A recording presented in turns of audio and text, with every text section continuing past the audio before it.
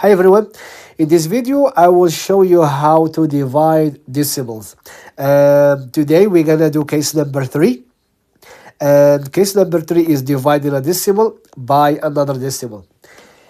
Here your goal is to switch these both numbers to a whole number. So in order for you to switch this one to a whole number, you need to multiply by 1000. Why? Because you have 1, 2, 3 places after a decimal point. This one, same thing. Always try to multiply by the number, the largest number after a decimal point. For example, if you have here 2 and you have here 1, multiply by 2, which is 100. If you have here 3 and you have here 4, you need to multiply by 4, which is 10,000. 10,000. Because we go by zeros. Once you do that, so 1.085 multiplied by 1000, it will move the decimal point 3 places, and we're gonna get 1085.0. Always remember, add a decimal point, then a 0 after. Then this one here, 0.05, we're gonna move decimal point 3 places, and we're gonna get 50. And this is the long division, and I will explain it to you. So first I'm gonna put my dividend, which is 1085.0. Then right away I'm gonna line up my decimal point, which is here. Then put my divisor here, which is 50. Now the question is, does 50 goes into 10? No, it doesn't, because I choose this. I choose the 10 here. No, so I need to go to the next number. Now, does 50 goes into 108? Yes. How many times? 2.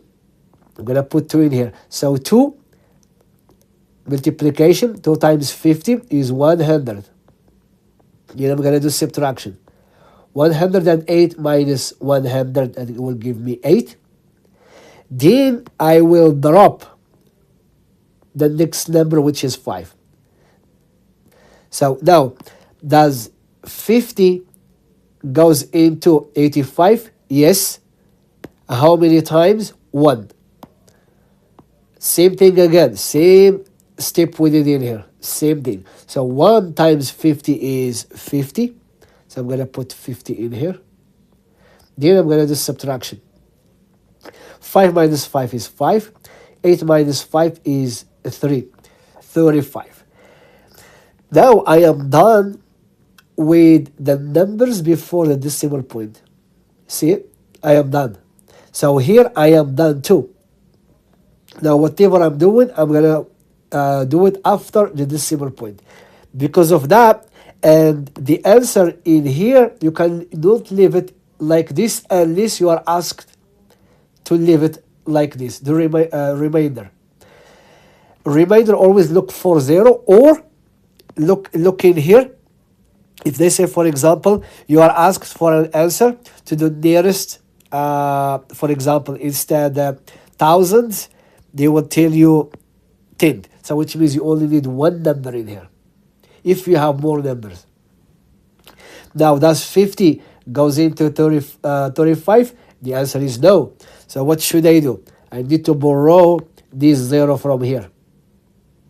Then put it in here. Now, does 50 goes into 350? Yes. How many times? 7. So 7 times 0 is 0. 7 times 5 is 35. Then I'm going to do subtraction.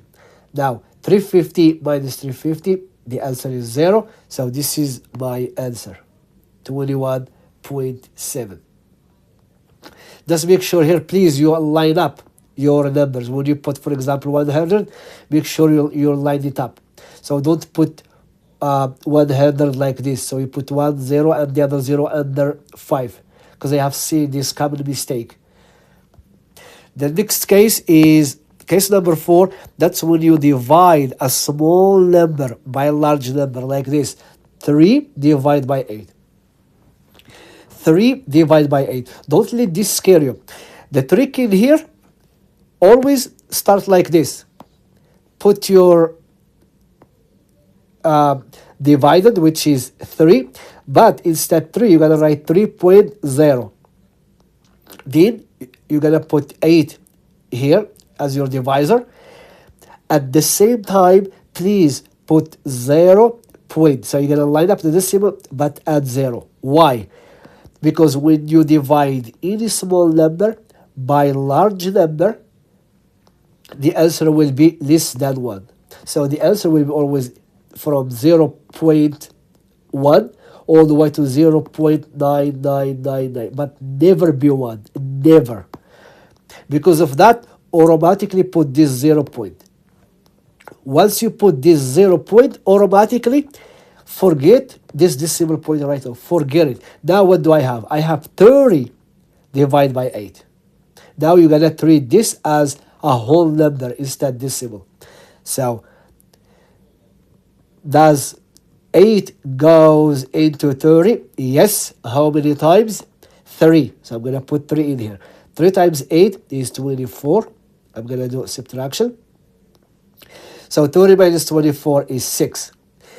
But I cannot stop. Okay, I cannot stop. So what should I do right now? I need to borrow, just like before, like the other examples. I need to borrow 0 here and bring it down. So I'm going to put 0 in here. Now, does 8 goes into 60? Yes. How many times? 7. So I'm going to put 7 in here. So 7 times 8, the answer will be 56.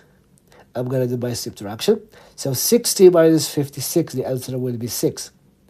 Again, sorry, the answer is 4. 4. Again, I will do the same step as here.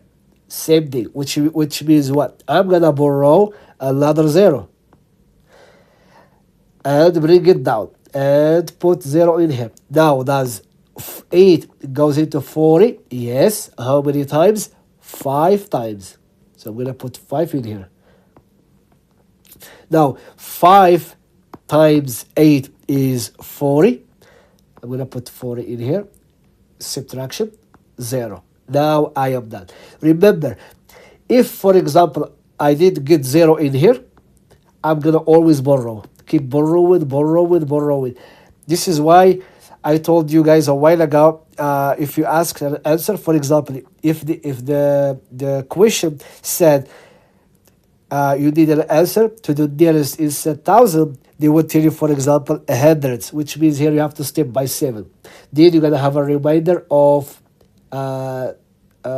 here, the reminder will be 60. See it? This is, the reminder will be 40. This is the reminder will be 40.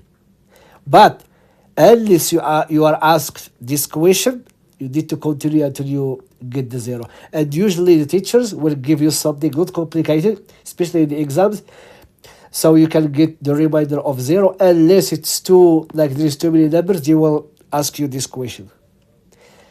And I will see you guys in the next video.